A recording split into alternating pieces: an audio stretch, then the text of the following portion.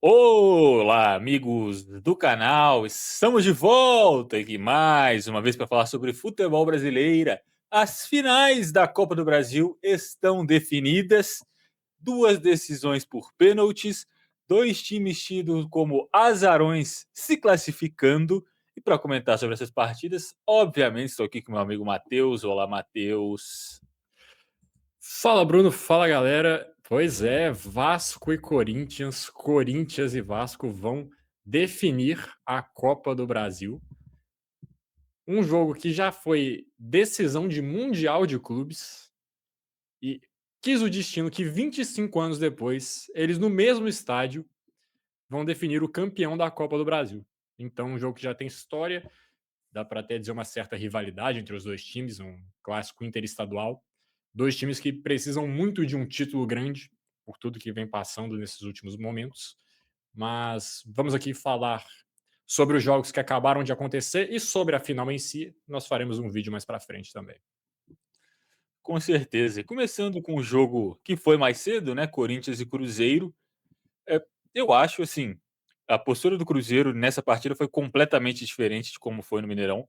Talvez se tivesse jogado assim os 180 minutos, teria conseguido uma classificação para a final, mas a verdade é que o Cruzeiro foi punido pela sua própria incompetência. O Cruzeiro teve duas oportunidades onde o jogo estava exatamente onde o time queria que ele estivesse.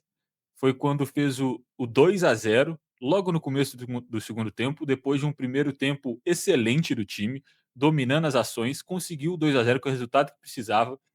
O Cruzeiro se viu nesse cenário várias vezes ao longo da temporada e sempre conseguiu responder bem. Nesse jogo foi diferente, tomou um gol praticamente igual ao que tomou no jogo da ida, um cruzamento no segundo pau, cabeceio para o meio da área e um jogador do Corinthians vindo livre de frente para o gol, conseguindo completar. E depois foi nos pênaltis. Cássio pegou o primeiro pênalti, o momento ficou todo com o Cruzeiro mais uma vez. Todos os jogadores bateram extremamente bem. Chegou no pênalti decisivo para a classificação nos pés do Gabigol, que é o jogador que foi contratado a peso de ouro para esses momentos, e ele bate um pênalti patético. Essa é a verdade. E aí, a partir daquele momento, eu estava conversando aqui com o Matheus em off, já dava para saber o resultado, deu para sentir como o clima e o momento do jogo transferiu completamente para o Corinthians, e dali para frente foi só questão de confirmar essa classificação do Timão. Exato. Antes de tudo, a gente tem que destacar que foi um jogaço na Neoquímica Arena, assim. O Cruzeiro, ele fez um primeiro tempo perfeito, dá para falar assim. O Cruzeiro jogou muita bola no primeiro tempo. O Matheus Pereira, talvez uma das melhores atuações dele no ano, ali naquele primeiro tempo. Ele jogou muito, buscando espaço. Ele quase faz um gol de voleio que o Hugo salva, uma defesaça do goleiro do Corinthians. Matheus Henrique fazendo uma grande partida. A gente discutiu aqui no vídeo de prévia como que seria o meio-campo do Cruzeiro. Ele optou aí por Matheus Henrique e Lucas Silva. Os dois jogaram muita bola, fizeram uma grande partida. O Cruzeiro ele faz o gol com o Arroio, que vem do banco, o Sinisterra começou a partida, acaba sentindo logo ali no metade do primeiro tempo, com 25, 30 minutos, ele é substituído. E o atacante Celeste, que veio do banco, se antecipou ao Mateuzinho no cruzamento do Christian, tocando no contrapé do Hugo, fazendo 1-0. Resultado que fazia justiça ao que a gente estava vendo em campo. O Cruzeiro era melhor, o Corinthians um pouco ali perdido, que nem você destacou. O Cruzeiro com mais vontade, com mais intensidade na marcação e nas disputas de bola. O Corinthians não estava conseguindo fazer os encaixes tão bem. Foi para o segundo tempo, o Cruzeiro, na sua especialidade da temporada, um contra-ataque, faz o 2-0. E acho que não dá nem para falar que o Cruzeiro deu tempo de aproveitar aquela vantagem, porque o Corinthians faz o 2-1 muito rápido. Se não me engano, é menos de 5 minutos entre o gol do Cruzeiro e o gol do Corinthians. E a partir dali o Corinthians vai para uma blitz impressionante, meteu duas bolas na trave, poderia ter garantido a classificação no tempo normal, porque foi um segundo tempo de pressão do Corinthians ali, uns 15 minutos depois, 15, 20 minutos depois do gol do Corinthians, foi uma pressão muito grande, mas eles não conseguiram converter as chances. Acho que o Garro entrou muito bem, falando pelo lado do Corinthians. O Ranielli também, ele conseguiu dar uma neutralizada ali no Matheus Pereira, que não conseguiu ser tão efetivo quanto foi no primeiro tempo, mas ainda assim buscando muito o jogo, tentando ali aparecer para os passes, para organizar o time. Foi até destacado na transmissão que ele estava desesperado pedindo a bola para os companheiros, mas a pressão do Corinthians obrigava o Cruzeiro a dar chutões. E a zaga do Corinthians é muito boa nesse tipo de lance, né? Eles são fortes, bons na bola aérea. E acabou que foi para os pênaltis. E sobre essa questão do Gabigol, de o clima depois que ele perdeu o pênalti, já dava para saber que o Corinthians ia classificar. Dá para também ter essa noção pelos pênaltis que os jogadores do Cruzeiro bateram antes dele. Todos foram cobranças perfeitas. E eu imagino que o pensamento era o seguinte: vamos fazer o nosso, porque ele não vai perder. É a especialidade da casa. Ele bate pênalti muito bem. Já decidiu vários campeonatos com pênalti, ou pelo menos um. Falei vários aqui, agora posso ter falado besteira, mas pelo menos a Copa do Brasil de 22, contra o próprio Corinthians, inclusive. E assim, acho que patético foi o termo que você descreveu pro pênalti, mas acho que pode ser para a temporada do Gabigol. Perdão, Gabriel Barbosa. Não merece mais o apelido. E logo depois o Wallace também perde o pênalti, mas não vou recriminar tanto. Entrou frio no jogo, assim como o próprio Gabriel Barbosa, mas dele a gente espera por ser um atacante. E o Hugo pegou 2 pênaltis, o Breno Bidon confirmou a classificação. Eu acho que é uma classificação justa pelo que a gente viu nos 180 minutos. O Corinthians foi melhor no primeiro tempo no Mineirão. O Cruzeiro no segundo tempo, jogando em casa, não conseguiu agredir tanto. Foi um jogo ali bem mais morno, picotado. O Cruzeiro faz um primeiro tempo muito bom, mas o segundo, o Corinthians foi o que teve mais chances, impôs mais pressão ao time do Cruzeiro. Então, se a gente for fazer um panorama geral, o Corinthians merece a vaga. Foi justo, pelo que os times apresentaram. Mas o torcedor do Cruzeiro tem que lamentar muito porque estava na mão. A vaga estava na mão do Cruzeiro. E eu queria só ver com você um lance que a gente não destacou. Também teve polêmica de arbitragem nesse jogo. O André Ramalho teve um lance que ele dá uma cotovelada no Caio Jorge e o juiz não deu nem falta, não deu nem amarelo. Você acha que cabia a revisão ali ou foi um lance de jogo? Cara, eu acho que era um lance pelo menos para amarelo, porque o André Ramalho, ele meio que chega com as mãos no peito do Caio Jorge e aí ele empurra para cima e o cotovelo pega no rosto, né. Eu não acho que ele chegou cotovelando, mas ao mesmo tempo, ele fez uma ação agressiva contra o jogador do Cruzeiro e acertou um cotovelo na cara dele. Então, para mim, é um lance, por exemplo, se o juiz tivesse parado o jogo ali e desse o vermelho, não era para o VAR interferir, era lance de interpretação para o juiz. Mas a questão é que ele não viu, né. Eu acho que se ele tivesse visto o que aconteceu, pelo menos amarelo o zagueiro do Corinthians tinha tomado. Então é um lance que eu não acho que é uma agressão clara, mas é um lance que o jogador chega firme com a mão no peito do Caio Jorge, quando ele empurra, o braço dele vai junto e o cotovelo pega na cara. Então, eu acho que a expulsão, se acontecesse, era justa, mas ao mesmo tempo não é um lance claro de para tudo, é vermelho na certa, sabe? Essa é a minha opinião. E você, o que que você acha? Eu acho que é um lance que fica ali naquela zona cinzenta, né? Acho que se o juiz dá o vermelho, é difícil o VAR chamar para tirar, porque realmente tem um cotovelo no rosto. Mas como o juiz em campo não interpretou dessa forma, talvez um outro VAR, que no Brasil ele é bem intervencionista, esse é o grande problema. Pode ser que um outro juiz ali na cabine pudesse chamar, mas desse lance não chamou, então é discutível, mas não acho que é um lance claro, assim, como foi o caso do gol do Corinthians em Belo Horizonte, que a bola pega de fato na mão do Memphis e acabou saindo o gol. Esse aí eu acho que cabe mais a discussão. Mas eu acho que não cabe ao Cruzeiro reclamar muito de arbitragem, porque igual você falou, o time teve por 2 vezes nesse confronto a situação sob controle, com a classificação na mão, nas especialidades do time e dos jogadores, e foi incompetente nas 2 vezes, além de ter feito um péssimo primeiro jogo no Mineirão como um todo. Então é igual você falou, a classificação do Corinthians, no final das contas, é justa. Se o Cruzeiro tivesse passado nos pênaltis, também seria um resultado justo, porque o confronto foi muito equilibrado, mas se a gente for fazer uma contagem de minutos, quem foi melhor no confronto por mais tempo, o Corinthians tem uma leve vantagem aí nesse quesito.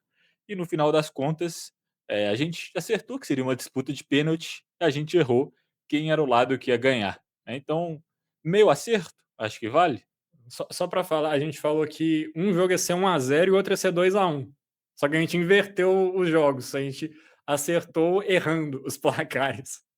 E a gente errou que o Cruzeiro ia classificar quem foi o Corinthians, mas a gente acertou que o Vasco ia passar. Só o roteiro das partidas a gente inverteu. Exato. E falando agora um pouco mais sobre o Corinthians, eu acho que dando um pequeno spoiler sobre o vídeo de prévia, chega como favorito, mas não com um grande favoritismo, assim, não é claro. O Vasco tem boas peças, pode agredir o Corinthians. E se o Fernando Diniz foi inteligente, o Cruzeiro mostrou algumas vulnerabilidades para esse time. Então, tende a ser uns 60-40 para o Corinthians, se muito. Mas também pode ter alguns retornos de jogadores importantes. O Garro ele jogou o segundo tempo inteiro. Será que ele vai ter condição de atuar 90 minutos nas duas finais? Ele é um jogador importantíssimo. Ele deu uma qualidade à bola ali no meio-campo do Corinthians que foi muito interessante nesse segundo tempo. O Ranieri também é um jogador de mais marcação, que para você parar um Felipe Coutinho pode até ser interessante, ter um jogador ali com essas características. Então vamos ver. A dupla de ataque, como a gente já vem destacando, pode definir qualquer jogo contra qualquer equipe no futebol brasileiro. Tem um goleiro que vai criando uma mística de ser muito bom em pênaltis. Então o Corinthians é um time talhado para o mata-mata. Mostrou isso ao longo dessa temporada. E diga-se que o Yuri Alberto fez uma partida bem abaixo. O jogo inteiro e ainda perdeu o pênalti. Se o time não tivesse classificado, ele provavelmente ia ser muito criticado pela torcida do Corinthians. Grande Mas partida do Jonathan Jesus, que entrou Não, na fogueira e exa jogou muito. os jogadores do Cruzeiro que entraram como substitutos, que no vídeo anterior, quem não assistiu inclusive, se você quiser ver o que a gente achava antes do jogo, clique aí no izinho, se inscreve também no canal para não perder os próximos vídeos. Mas a gente comentou, né, que o Cruzeiro provavelmente mudaria um pouco por causa das alterações, mas que eram jogadores, bons jogadores. O Jonathan Jesus é um zagueiro jovem, aí sempre que ele precisou entrar para assumir a vaga de alguém no time titular, ele foi bem. E o Mateuzinho, que na temporada passada tinha sido um dos melhores jogadores do time, nessa viveu alguns altos e baixos por causa também de muitas lesões, mas fez um baita jogo. Talvez o melhor jogador ali do meio de campo ao lado do Matheus Pereira. Então, o Cruzeiro não pode reclamar de arbitragem, não pode reclamar de ausência de jogadores importantes. A questão foi a incompetência de girar a faca. E já diria Maestro Júnior, quando você enfia a faca, você tem que girar, senão o bicho te mata. Exatamente. Vamos para a segunda semifinal ou tem algo que você ainda gostaria de destacar sobre Corinthians e Cruzeiro? Então, podemos ir para Vasco e Fluminense, que a gente também falou que tinha chance de pênaltis, né, apesar de que nosso palpite era Vasco classificando no tempo normal. E também falamos que o Fábio podia ser um fator. Ele foi um fator durante os 90 minutos. Depois pegou um pênalti, mas quem brilhou mesmo foi Léo Jardim e os batedores de pênalti do Vasco. Exatamente, né? Eu destaquei, inclusive viralizou ali no um dos cortes que nós ainda estamos soltando aqui no canal, no TikTok, se você se inscreve aí no YouTube, também na outra rede, para acompanhar os nossos conteúdos, de que o Fábio ele era um goleiro que tem essa aura, né, de ser um grande pegador de pênalti. Inclusive, ele pega um e acho que outros três ele vai no mesmo canto, né? Das cobranças de pênalti. Eu me lembro de dois, mas acho que tem mais um ainda que ele passou perto de defender. Só que o Léo Jardim, o Bruno também destacou, ele é um bom goleiro, também pega pênaltis e acabou defendendo dois. E também, como foi no jogo anterior, na última cobrança do Fluminense, para botar um pezinho e meio ali na vaga da final, que o Vasco ainda teria o seu pênalti a bater, o Canóbio bateu muito mal, né? Bateu no meio do gol, o Jardim foi feliz de esperar e defendeu, ainda tem um tempo de reação rápido de fechar a perna, porque poderia passar ali, mas o goleiro do Vasco foi muito bem. Fluminense que conseguiu ganhar o jogo, 1-0, mas o Vasco fica com essa classificação por aquele gol no finzinho do Verratti, né? O Vasco ter lutado pela vitória no final do primeiro jogo fez toda a diferença. O Vasco que fez o que a gente falou que devia fazer, né? Que era se manter verdadeiro à sua ideologia, não era ficar covardemente atrás, esperando o Fluminense atacar e na retranca. Não foi o que aconteceu, apesar da derrota por 1-0 no tempo normal. O Vasco teve boas oportunidades de ataque, colocou pressão em alguns momentos no Fluminense. A questão é que o Fábio fez uma partidaça e é por isso que esse jogo chegou nos pênaltis. Sim, ele faz uma defesa numa falta, é uma coisa absurda, assim. Parece aquela do Rogério Ceni contra o Liverpool no Mundial. Cara, ele pega uma bola no ângulo, uma defesaça ainda no primeiro tempo. E faz outras grandes defesas também durante os 90 minutos, porque o Vasco não se acovardou, não jogou com resultado, apesar, de novo, de ter perdido. O Vasco não ficou recuado esperando o Fluminense jogar, e o Fluminense não conseguiu impor uma grande pressão também. Fez o gol num lance de cruzamento rasteiro, mas não teve aquele momento assim, faz o gol, abafa e pressiona, que foi o que o Corinthians fez, por exemplo, que depois do gol, parece uns 3 ou 4 lances diferentes, o time podia ter empatado a partida. O Fluminense não conseguiu colocar essa pressão toda, o Vasco teve certo conforto ali para jogar, e a defesa conseguiu se segurar bem, enquanto o Fluminense faltou talvez um pouco de poder de criação também, né, que a gente destacava que o time do Fluminense, querendo ou não, do meio para frente, tem alguns bons jogadores, mas falta alguma coisa, sabe?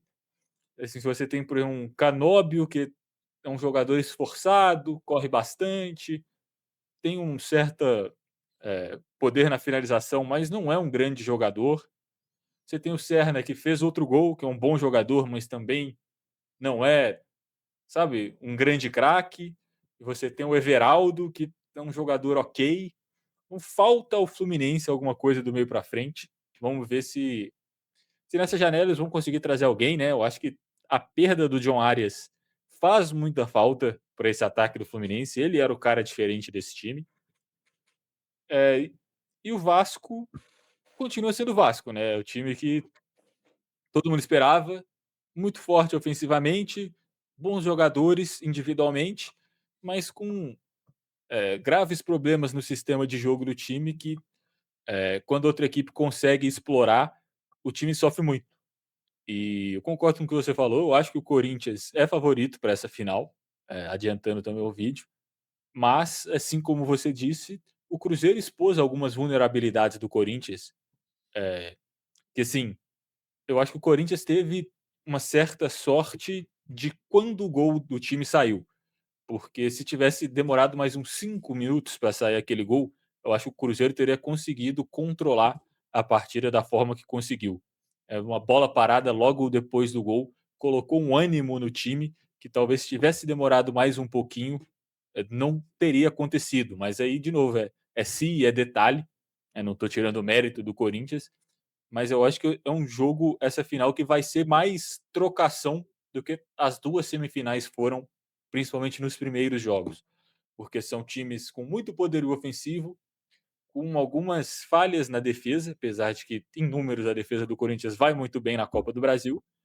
E o Vasco, meio aos trancos e barrancos, chegou na final da Copa do Brasil, né? Sofreu contra o Operário, sofreu contra o CRB, CSA. CSA. Sofreu contra o CSA. É o único jogo que passou no tempo normal, né? Inclusive nessa Copa do Brasil. Pênalti contra o Operário, pênalti contra o Botafogo, agora pênalti contra o Fluminense. Querendo ou não, vai criando uma casca também pro time, né? Ah, sem sombra de dúvida. Eram 2 times que vinham com uma campanha interessante, vem com uma campanha bem interessante, né. O Vasco com toda essa sequência que você falou, o Corinthians eliminando o seu maior rival, ganhando de um Cruzeiro que era favorito no confronto, passando nos pênaltis, mesmo tendo um momento de desvantagem no placar, mesmo que por pouco tempo, ali conseguiu buscar o gol, incendiar a Neoquímica Arena para fazer a classificação. E só com uma pequena correção que eu destaquei aqui no começo, de que o jogo será no mesmo palco do jogo de 2000. Mas eu não sei se o Vasco vai mandar no Maracanã ou em São Januário. Maracanã, Então, com certeza, eu acho. é até uma questão para a gente discutir mais para frente. Não sei se o jogo vai ser em qual estádio, né? Mas eu também mandaria no Maracanã. Se eu botar 70 mil vascaínos ali para empurrar o time, pode ser um fator muito diferente, muito diferente. Vasco tem a vantagem de decidir em casa, né? O segundo jogo é no Rio de Janeiro, então talvez isso jogue um pouquinho mais de pressão para o Corinthians para tentar fazer um bom resultado no jogo da ida, mas vamos ver. A questão é querer mandar em São Januário também, pode ser por tentar fazer um clima ali de caldeirão, que o estádio tem uma mística ali, mas eu mandaria o jogo no Maracanã também. Eu acho que já está definido o Maracanã, inclusive. Já tá Não tenho definido? certeza, não tenho essa informação, mas todas as fontes que eu vi aqui afirmam que o jogo vai ser no Maracanã. A não ser que mude de última hora, não sei nem se pode. Uhum. Mas questão de público, né? O Maracanã também cabe muito mais gente, questão de segurança é mais fácil. O Maracanã é um estádio com mais infraestrutura para esse tipo de jogo do que São Januário. Mas eu não quero falar Ah, muito também sobre esse jogo, porque a gente vai ter um só vídeo para isso, né? só para falar aqui, pra não passar a informação errada que eu destaquei, tá aqui na matéria do GE, que saiu às 11h33, agora são 11h51, então saiu enquanto a gente já estava gravando no comecinho. Vasco e Corinthians, segundo jogo da final da Copa do Brasil, será no Maracanã. Jogadores vascaínos queriam São Januário para a decisão do torneio no dia 21 de dezembro. Então tá aqui. O título e o subtítulo da matéria do G1, do GE. Quem quiser conferir pode ir lá pesquisar, mas retira tudo que eu falei, definido, será no Maracanã, mesmo palco do jogo de 2000. Então, e a torcida do Vasco, assim, como a do Corinthians, são sensacionais. Imagino que vai ser duas festas incríveis que eles vão fazer nos dois jogos. Então, e um jogo disputado, como eu já falei, dois times que precisam muito dessa taça. Eu acho que é isso, né? Você tem alguma coisa mais a acrescentar sobre as partidas? Eu acho que falamos de tudo. No final, acho que passou com justiça tanto o Corinthians quanto o Vasco da Gama. Vão fazer uma grande final da Copa do Brasil e você vai acompanhar aqui. Nós vamos trazer o vídeo de prévia, vídeo de análise sobre os dois jogos. Nós agradecemos muito você que chegou até aqui. Se inscreva no canal para não perder os nossos próximos conteúdos. A gente está com uma ideia de lançar vídeos curtos, né, com cortes dos nossos vídeos mais longos, então acompanhe.